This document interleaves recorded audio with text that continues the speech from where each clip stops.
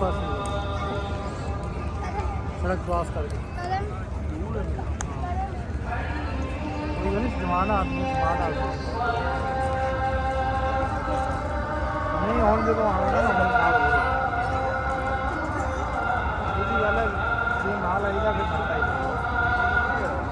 फिर मैं कभी सारे में खुद के पैसे पड़े एकदम जमा कर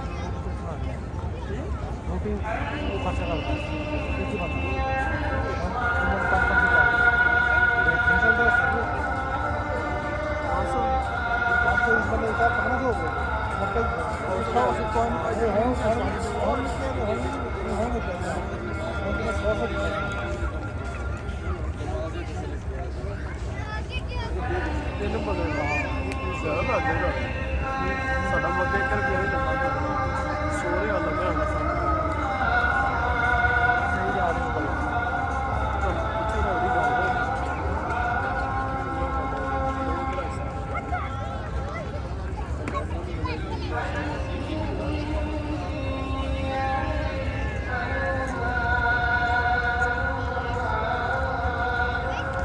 ज़्यादा भी ले सकते हैं।